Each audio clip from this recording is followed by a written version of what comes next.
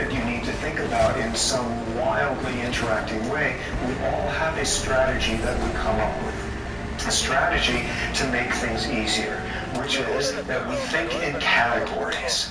We think in categories, we take things that are continua and we break them into categories, and we label those categories. And we do that in various settings because it could be extremely useful. For example, somebody give me an estimate on how long this line is. A foot. Okay, people who said a foot, what is it that went through your head to figure it out? You imagined how long a ruler is. This is 11.5 inches because it's 11 inches and 8.5 by 11. But everybody in here has this category in their head, things that are kind of the same length as a ruler. A continua of lengths, and there's a category for that. Suppose I'm telling you I have some friend who's a runner, he runs the mile, he's incredibly fast. In fact, he's one of the best runners in the country at this point. How fast does he have to have run the mile or better for you to be deeply impressed?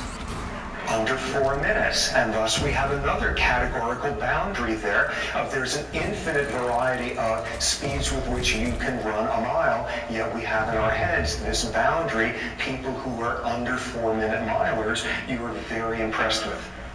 Okay, now I want to impress you with another friend of mine who's a painter, and this person is such a great painter that they paint with 11 different colors. That doesn't work, because that's not a category that we have. We don't classify the quality of, hopefully not, we don't classify quality of paintings along those lines. But what we begin to see here is, in the right areas, we have categories that we impose on things that are not categorical. Here's an example. Why should you do this? Where did the example go? Here's one of the classic continua that we ever deal with, which is the continua of color and varying wavelengths that take the rainbow from violet to red, and there's an infinite number of spaces in between. And what do? We have rules in English that you divide the continua here and here or whatever, and that's what you call a color. This is red, everything from here is red, everything here is orange, so on. You take a continua and you break it into boundaries. Why do we do that? Because it makes it easier to store the information away. Instead of remembering the absolute features of something, you simply say, it's a sub 4-minute miler. It's a line that's almost the length, that's about the length of a ruler. It's the color orange. How do you know that's the case? Because go and take people from other language groups where their language arbitrarily divides the rainbow at other points with completely different color terms, and they remember different profiles of colors differently than an English speaker might. Take a color, and if the color comes right in the center of somebody's color categorization, it comes right in the middle of the range of what counts as that color, people remember whether they saw that color or not far better than if you show them a color at the boundary. And people will show that as a function of what language they speak. Taking a continua and you break it into pieces because it's easier to deal with the facts. Another example of it, here we have 4 objects, and as drawn here, simply because we have categories to describe the first 3, do one of those tests of show people a bunch of shapes, and they come back an hour later and ask them, have you seen the shape before? And people are going to be far more accurate with this than whether they saw this or not, because we don't have a word for it. We don't have a word that's at all sort of analytical or some squiggly whatever. We don't have a clear-cut category. Thinking in categories makes it easier for us to remember stuff, and it makes it easier for us to evaluate stuff. So that's a classic sort of response that we have cognitively to complicated things. But there's a bunch of problems with categorical thinking. First example, and first one you can see from a realm of language differences, in that not only is there a continua of infinite number of wavelengths, there's a continua of sounds that humans can make. And different languages draw boundaries at different points as to what count as similar sounds or different sounds. There's like 2 different TH sounds in English, which apparently we're not very good at hearing, but there's other ones we are. And that will affect your ability to remember stuff, what word it was, depending on whether it is on a dramatically different boundary, whether it is sound that sounds different to you or not. Example of this. Apparently, in Finnish, people do not differentiate between the sound of a B and the sound of a P, whereas we have no trouble with that. But people from Finland do not make that differentiation, and I discovered this one day a number of years ago, where for reasons I don't even understand, I found myself needing to take testicular biopsies on baboons. Not having sort of learned out in junior high how you do that, I called up this guy at urology at the med school who happened to be Finnish, and I explained to him what I wanted to do, and he sort of took me through the paces and told me what thingy I needed to buy and that sort of stuff, and holiday packages of those where you can get a dozen, and sort of telling me how to do that. And once we went through, he said, what I want you to do, the thing to do at this point, is get some practice. I want you to practice on a bear. What? He said, yeah, practice on a bear. And I said, are you kidding me? He said, I know it sounds crazy, but we have all the residents do that. It's a very good learning device. You know, either practice on a bear or an apple. Here we see the dangers of making mistakes about differences between B and P under certain circumstances. So we see one of the dangers there, which is when you are paying too much attention to categories, you can't differentiate 2 facts that fall within the same category. Next example. Remember back at the various points of anxiety during exams and such back when, where there was a world of difference between getting a 65 on a test and a 66 on a test. Not particularly different, but because there's this boundary drawn there between passing and failing, there is this dramatic differentiating we make. When you put up boundaries, you have trouble seeing how similar things are on either side of it. Next example, one additional problem that you get when you think categorically. And for this, everybody needs to turn over one of the pieces of paper, the paper you're going to hand in the questionnaire. And what I'm going to do is read you a series of phone numbers, and I want you to write them down as accurately as possible. Okay, ready? 243-2649, 650-3260, 2565779, 832-2449, 2-913-171, 2314-026, 593-2449, 74-38840, 83152, 87. Okay, now what that exercise is, and no, that doesn't count towards the grade. What that will show, I'm sure, when in some obsessive burst of procrastination, I actually look through the answers tonight, what it's going to show is the accuracy is going to tank the second you go from the phone number pattern of 3 digits followed by 4, break up that pattern, and suddenly we all get screwed up because we're saying, wait a second, I thought it was a phone number that was 1 digit. Now 2 digits, I can't, and it's gone, and you're on to the next one. And what we see there is the third example, which is when you pay too much attention to boundaries, you don't see the big picture. All you see are categories. All you see are, wait a second, phone numbers are supposed to come with 3 digits followed by 4. Another example of where we use categorical thinking. Okay, I'm putting up a number series here.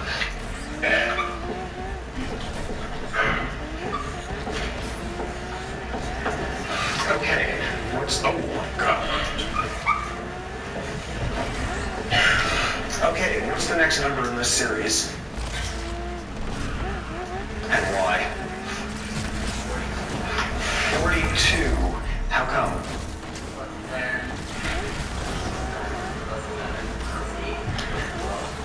Okay, so we're kind of oscillating all over the place there. Okay, so that's as valid as anybody else's. Who else has an exit number in line there? What's that? 45. How come?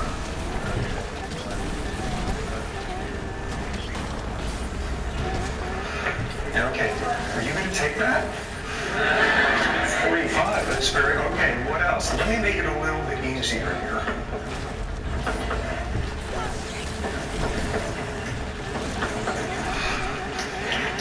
Okay, so what's the next number in that series?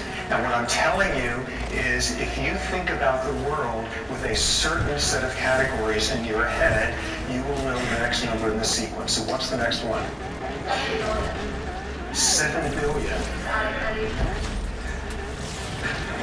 Okay, that one. Okay, 7 billion, that's another possibility. Although presumably it would be 7 billion. Anything else? Any other guesses here as to what happens next? 4th, 14th, 23rd, 34th. What's the next one in the sequence? Yes. 44. How come?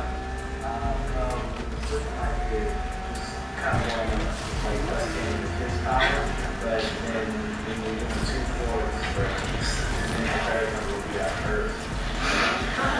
Okay, but remember, it's got to be 44th. What's that, ordinal, cardinal, whatever it is? What? How come? You were right! You were right! Anybody who's a New Yorker will know what the next one is. These are the subway stops. And you get a bagel with cream cheese. And you just head it on back. Yay! So you get New Yorkers, and while everybody else is thinking logical things like 43 and 41 and 45 and 7 billion and all of that, you've got this whole world of dividing numbers by subway stops. We think in categories. We think in categories, but as you just saw, there are these problems. First one being, when you think in categories, you underestimate how different two facts are when they fall in the same category. When you think in categories, you overestimate how different they are when there happens to be a boundary in between them.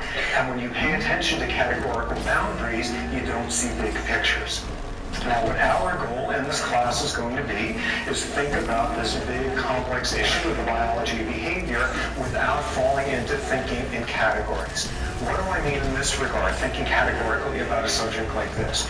There's some chicken, and the chicken is standing somewhere, and there's some rooster over there that does some sexually solicited, exciting thing for the female, and in response to that, the female picks up and goes running over to the rooster, and thus we have our first behavioral biology question here: why did that chicken cross the road to get to that rooster? So you could answer that like an endocrinologist and say, well, the female had certain levels of estrogen in her bloodstream, which made this key hypothalamic areas responsive to the stimulus. Or you could answer it like an anatomist of saying, well, because the fulcrum of her pelvis or whatever it is chickens have that allow them to run. Or you could answer it in the category of an evolutionary biologist that over the millennia, chickens that didn't respond to sexually solicited gestures from males left fewer copies of their genes, and there's all these different categories that we can use to explain what's going on. All of these different buckets which begin to pull you towards all of the problems we just saw.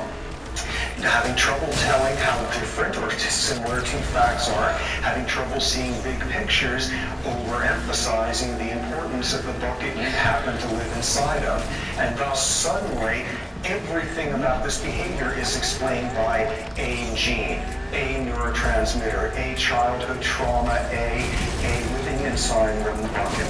What we are going to be doing over and over here is the main point of the course is looking at how what goes on in your body influences behavior, emotions, memories, how what goes on there influences your body, moving over, and at every one of those points, resisting the pull to think categorically. Oh, this is the explanation for where this behavior came from. Here's what we're going to be doing instead throughout in terms of the structure of the class when we get to actual behaviors. For each behavioral category, we will start off by looking at what the behavior looks like, because often that takes a lot more objectivity than we initially assume. What does the behavior look like? Then we will say, well, what went on in that organism a half second before that behavior occurred to cause it to occur? which is the world of what's going on with neurons, what's going on with circuitry. Where's the explanation for the behavior? Aha, this behavior happened because this part of the brain got activated. But just as we're about to settle unhappily into that bucket, we push back a bit and say, well, what smell, what sound, what sensory stimulation in the environment caused those neurons to get activated and produce that behavior? And then pushing one step further behind. Okay, well, what do hormone levels, various hormones in the bloodstream of that animal or individual for the past few hours, how do those hormones change how sensitive you are to those sounds, smells, etc. that cause those neurons to get activated and produce the behavior?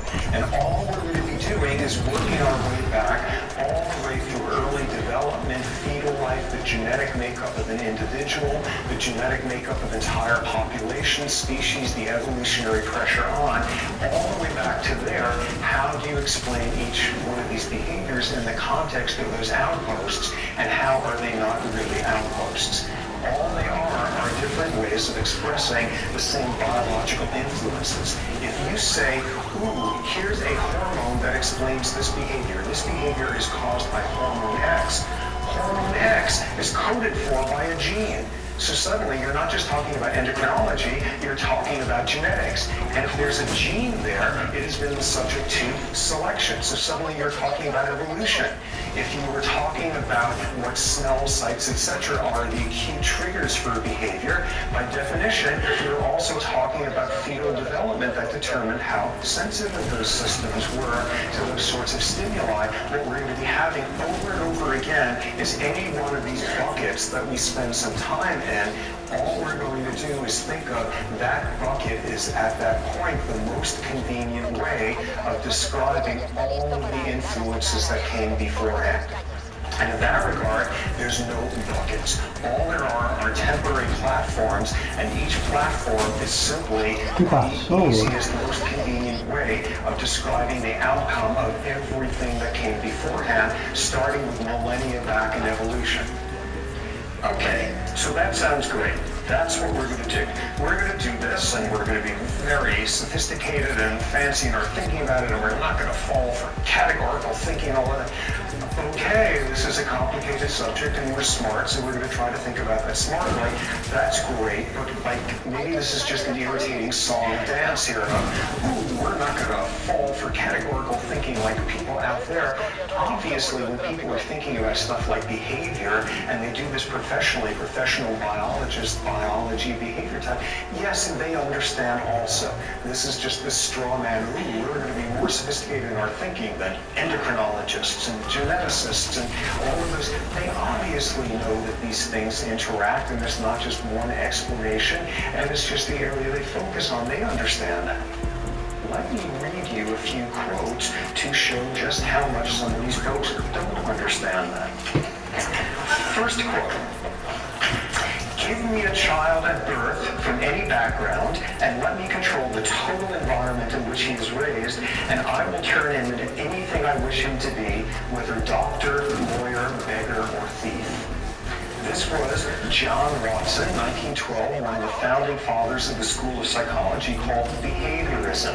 Behaviorism that sort of reached its apogee with this guy B.F. Skinner in the 1950s. This notion that if you could control the rewards, the punishments, the positive, the negative reinforcements, you could turn anybody into anything you want, whether doctor, lawyer, beggar, or thief. And we know that isn't the case. We know that's not possible. We know that all you have to do is throw in one other factor like a lot of protein malnutrition during fetal life, and you're not going to be able to do that. That being a crude example of just how wrong this guy was, you cannot have all the control over the environment and turn somebody into whatever you want. Here's a guy living pathologically in this bucket that behavior could be explained solely by understanding reward and punishment. Interesting factoid, this John Watson guy, shortly after that, he was driven out of academia for a wild scandal that he was involved in, and he spent the rest of his career apparently as an extremely successful advertising executive. Going to show you something, he may not have been able to turn people into anything he wanted, but apparently he could make them buy all sorts of geek-girl nonsense. Okay, next quote. Normal psychic life depends upon the good functioning of brain synapses. If you don't know what synapses are, don't panic. At this point, there are ways brain cells connect with each other. Okay, normal psychic life depends on the good functioning of brain synapses, and mental disorders appear as a result of synaptic derangements. Synaptic adjustments will then modify the corresponding ideas and force them into different channels. Using this approach, we obtain cures and improvements, but no failures. Synaptic adjustments. What do you suppose those little synaptic adjustments are that this guy is referring to? Any guesses? Something shouted at me. Electroshock therapy. Electroshock therapy, you know, a little synaptic. You wish it were as gentle as electroshock therapy. This is even more dramatic synaptic adjustments. Any other guesses? Yeah, frontal lobotomies. You know, you want to adjust some of these synapses so you just like slice off the front third of their brain or so. This was Agos Moniz, a Portuguese neurologist who invented frontal lobotomies. It had a different name at the time, but was the person who started this, and something that was done to tens and hundreds of thousands of people who had absolutely nothing wrong with them. One of the darkest chapters of where psychiatry gets into bed with ideology, massive criminal destruction of people's brains. This is what he had to say about the procedure on his acceptance of his Nobel Prize in Physiology and Medicine for having invented it. So here we have somebody pathologically living in a world of understand how synapses are working, adjust them, and with that we obtain cures and improvements, but no failures. Final quote, worst one of all. The selection for social utility must be accomplished by some social institution if mankind is not to be ruined by domestication-induced degeneracy. The racial idea as the basis of our state has already accomplished much in this respect. We may and we must rely on the healthy instincts of the best of our people for the extermination of elements of the population loaded with dregs. Anybody want to guess who that was? Hitler. Hitler, that behavioral biologist, he was a little bit busy at the time. This was instead one of Hitler's main scientific propagandists. This was somebody living pathologically in a box that doesn't even exist, having notion of race and ethnicity and genetics and all of that, saying, let me fix that one, let me exterminate the elements of the population loaded with dregs, and I'll fix up that little problem of fixing something that ain't broken. Who was this? This was a scientist named Konrad Lorenz. Konrad Lorenz, who probably a lot of us are familiar with. Konrad Lorenz was one of the founding fathers of ethology. We'll learn all about that. But he, like everybody knows him, winding up in all the little kid nature books, Konrad Lorenz discovered imprinting in birds, and he'd be going around. He was this little Austrian guy with this cherubic white beard, and he'd always have these little Austrian shorts and suspenders, and there would be a whole bunch of duckies following him because they thought he was mom, and he was totally charming and irresistible with this sort of old imprinting with his ducky kids. And he also happened to be a rabid Nazi propagandist who went to his grave saying that there was nothing wrong with what he did. These are not crappy fourth-rate scientists. These are not people working at, the University of the Desert of Podunk or whatever. These are among the most influential scientists of the last century. These are people who influenced how people were educated, and when we decided it wasn't worth the effort in doing it, these are people whose influence led to the brains being destroyed of hundreds of thousands of people who had nothing wrong with them. These are the people who led to the notion that you fix a problem that doesn't exist by exterminating 9 million people. These are not minor scientists. These are the most influential people of the last century coming out of science in many ways, living pathologically inside their own buckets and how they could explain the entire world. And thus, again, our goal is going to be to not fall for that, to think about human behaviors, and in some cases, to think about some of the most disturbing, some of the most frightening, damaged human behaviors, and resist the temptation to think inside a bucket and find the explanation.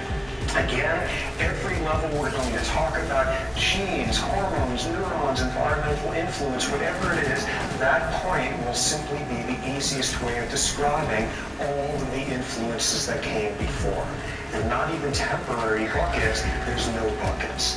That will be our goal. Now, thinking about this and approaching human behavior, the biology of human social behavior, often the biology of abnormal human social behavior, we're going to have three intellectual challenges. The first one is recognizing circumstances where there is nothing fancy about us whatsoever. We are just like every other animal out there. And where the challenge is to accept that. Let me give you an example. You are a hamster. You are a female hamster, and you're sitting in your cage, and as a female hamster, what you do is you ovulate every 5 days or so, and you're going about your business and everything's great. Now, somebody puts another female hamster in the cage with you, and over the subsequent month or so, what happens is both of you will begin to lengthen your cycles and eventually synchronize them so that you will both ovulating the same afternoon on a regular basis. Amazing. This actually works this way. And menstrual ovulatory synchrony, people understand how this works in hamsters. It is done with olfaction, with pheromones, with chemical airborne signals from one female to another. And you can prove this by electrically recording from olfactory systems, or if you don't have much funding, you could take like a paper clip over the female hamster's nose, and she doesn't synchronize then. It's all done with olfaction. And what's most amazing is you put the two females together, and there's a way of disrupting it. Put a male hamster in there, and suddenly the cycles desynchronize and shorten, and you break it up with male pheromones. And what's even more remarkable is you put the two females together, and it's not random who synchronizes the other one. The dominant female synchronizes the subordinate one. Totally understood. People have been working on this for years, and it works this way in like goats and sheep and dogs and cats and pigs. Apparently, you could go to a 7-Eleven somewhere in Iowa, and you could buy a can of pig ovulatory synchronization spray and take it home and just run wild. I have no idea why you would want to do that, but nonetheless, that's how you, like, it's up there with the cans of Cheese Whiz or whatever, and it's that well understood. And what's remarkable is it works exactly the same way in us humans, where it is known as the Wellesley effect. In fact, that over the course of freshman year, this was first shown in Wellesley, 1970, over the course of freshman year, women, freshman year roommates tended to lengthen and synchronize their cycles, and it was done with olfaction. Women who had olfactory deficits didn't synchronize with their roommates. They would synchronize unless they were having close, intimate relationships with a male, in which case they desynchronized. And what's most cool of all is it's not random who synchronizes to who. The studies tend to show is the individual who is more socially outgoing, extroverted, dominating is the one who synchronizes the other one. And this is well enough understood that when I were in college, people would sit around at the dinner table and say stuff like, oh, when we roomed together in the summer, I had her synchronized by August 1st. This is what happens if you hang out with biologists, but we're exactly the same. The challenge there is recognizing there's nothing fancy about us. At various points in the class, we will look at comparisons between the human and the chimp genome, and it's virtually the same. Some of the time, we are just a plain old off-the-rack animal. Second challenge is going to be circumstances where we appear to be just like everybody else, all the other organisms out there, but we do something very different with the similarity. Let me give you an example here. You have two humans, two individuals who are going through a ritual. They are sitting at a table. They are absolutely silent, they're making no eye contact, and they do nothing more physically taxing than every now and then one of them picks up their hand and moves a little piece of wood on the table. And if these happen to be the right two individuals in the middle of a chess grandmaster tournament, these people are maintaining blood pressure for 6 hours running that you only see in a marathon runner. These people are going through thousands of calories a day doing nothing more than thinking. And this is outrageous because you look at one of these chess grandmasters who's just taken down an opponent and took their queen or whatever, and they will have the exact same physiology as some male baboon on the savannah who's just ripped the stomach open of his worst rival. And we're doing it there just with thought. And some of the time what's remarkable about us is we have absolutely typical boring physiology, but we use it in ways that no other animal could. We get stressed by the inevitability of our mortality. We get stressed by reading something awful that has happened to a child on the other side of the planet. We get stressed by somebody zooming past us in some sports car and we decide that we are now economically inadequate. And you never even see the person's face. You just see the car. We get stressed reading about something awful happening to a character in a novel.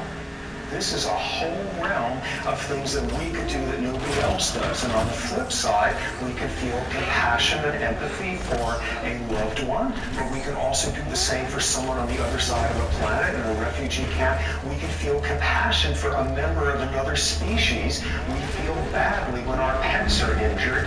This is another realm where the physiology of the response, the empathy, the emotional bonding, all of that, it's the same boring physiology as every other animal out there, and we are using it in a way that is unrecognizable. Now, some of the time, the challenge is the third category, which is when we are doing something that no other animal out there has anything remotely similar to. Let me give you an example here, a shocking example. You have a couple, they live together, they come back at the end of the day from work, they talk, they eat dinner, they talk some more, they go to bed, they have sex, they talk some more, they fall asleep. The next day, they do the same exact thing. They come home from work, they talk, they eat, they talk, they go to bed, they have sex, they talk some more. They do this every single night for 30 days running.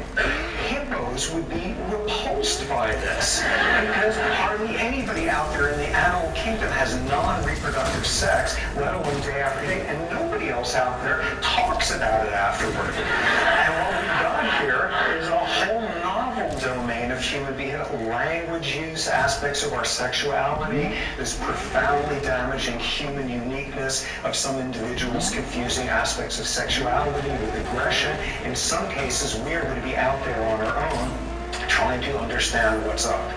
Okay, so that would be the general strategy for the course. We will resist categorical thinking over and over and over, not just because that's cool and nuanced and subtle, all of that, but fall into categorical thinking and you can do unspeakable damage in a realm of science that makes a difference.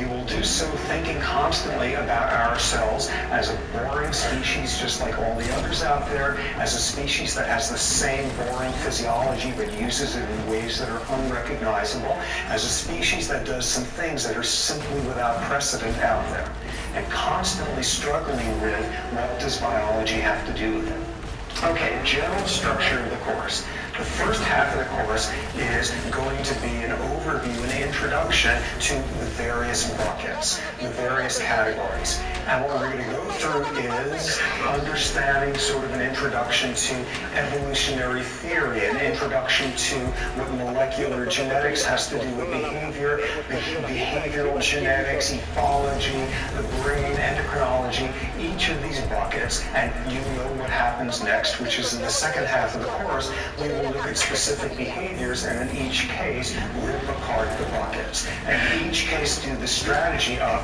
what does the behavior look like, what happened a second before, the world of neurons, what happened with the sensory stimuli that trigger those neurons, etc., all the way back to the evolutionary selective pressures.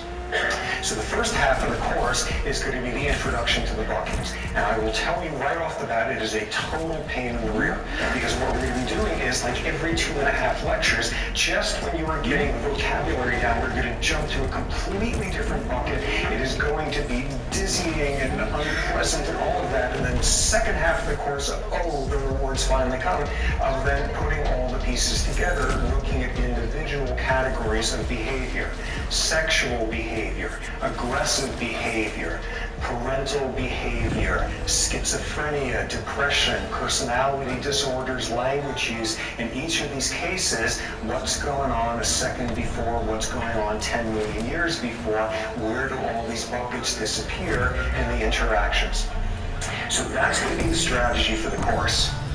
Something critical about how the course was designed is it's got no prerequisites, because I really think this is a subject that everybody on earth should be forced to learn about at gunpoint, and thus, it's a good thing, I think, to have this not be one of those upper-level bio classes. Let me just get a sense of who's here. How many of you are bio types, bio majors, home bio, psychology, anthro?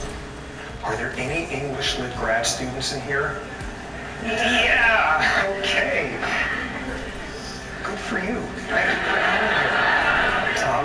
See what you think in 3 months, but nonetheless, the class has been designed explicitly to have no background whatsoever. How are we going to do that? We're going to do the usual song and dance and weekly sections and reviews and all that sort of thing. But in addition, during this first half of the course, when we're jumping from category to category, we're going to have each week additional sections, a catch-up section, which is for people who have no background in that area, getting you through the basics and getting you up to speed so that you will be able to then know what's up during the lectures. So those will be posted. The first one of these is, let me make sure I've got this. Yes, it will be this Thursday at 7:30 in the room next door. And this is going to be the introduction to evolutionary theory and getting you ready for what will be the evolution lectures Wednesday and Friday of this week. If you don't have a strong background, go to these catch-up sections. The TAs who will be giving it are really expert in those areas, lots of background, and this will be your chance to catch up. Look through the handout. I think I have a bunch of terms there or something where if you're not terribly familiar with those terms in some discipline, that's a sign that you should probably go for some of the catch-up stuff. If you really are just doing this, sort of being very adventurous with no background, if you can take a pass-fail, that will take off a lot of the pressure as well, because you can then actually pay attention to stuff here. And the whole point here is to be able to do this even if you don't have a science background. Because the obvious argument I would make is everybody has to learn behavioral biology, because we're being behavioral biologists every time we serve on a jury. Every time we vote whether or not money should be spent on solving some problem, whether it's a problem and whether it's solvable or not. Every time we try to make sense of a family member sunk in depression, are they having a biochemical disorder or are they just indulging themselves? We're behavior biologists all the time, so it's probably a good thing that we be informed ones. So the catch-up, these sections there, take advantage of them.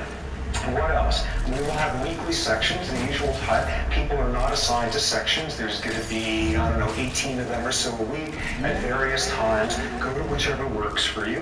There will be a midterm in the middle, the midterm coming as we finish the last of those categories, last of those buckets. There will be a final. There's no paper or anything like that.